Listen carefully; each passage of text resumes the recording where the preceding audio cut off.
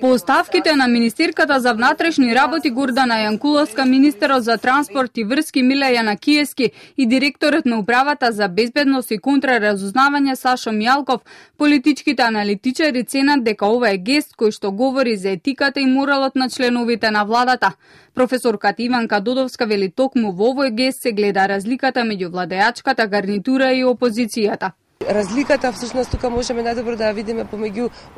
владеачката гарнитура и она на опозицијата која иако се залага за некакви човекови права и слободи, иако говори за тиранија и за диктатура, во суштина користејќи се со нелегални противуставни инструменти докажа дека не е ништо повеќе од тоа што го префрла на сметка на оваа владена гарнитура. За тоа дали оставките може да се оценат како чекор напред кон излез од политичката криза во земјава, Додовска вели дека конечно ќе се тргне алузијата од владините државни функционери и дека во наредниот период топката се префрла кај опозицијата. Во наредниот период топката се префрла во рацете на лидерството на опозицијата, посебно во рацете на господин Зоран Заев, каде тој ќе треба да покаже дека има сенс и знае да процени во какви ситуации и со какви инструменти ќе се обиде да дојде на власт.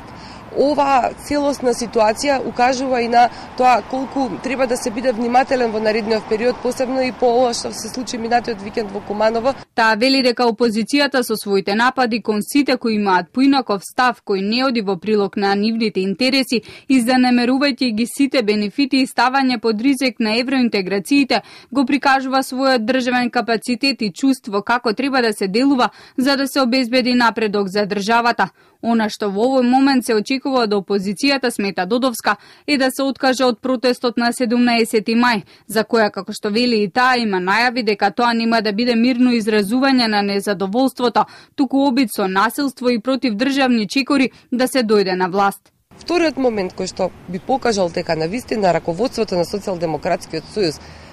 ние погрешно го цениме како незрело и дека тие се навистина зрели и знаат што треба и како треба да дојдат до подобар резултат за Република Македонија, е да се вратат назад во собранието.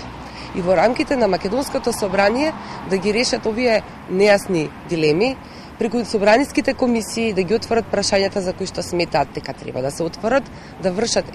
еден добар, силен, институционален притисок, да се види каде имало злоупотреби и доколку имало истите да бидат санирани, како би дошло и до можноста, можеби, да се дојде и до некакво идно преструктурирање кое што можеби би донело и предвремени избори. Аналитичарите ценат дека опозицијата според однесувањето изјавите давани во изминатиот период воопшто нема намера да работи на просперитет на државата, туку на решавање на сопствените фрустрации и спроведување на сопствени правди.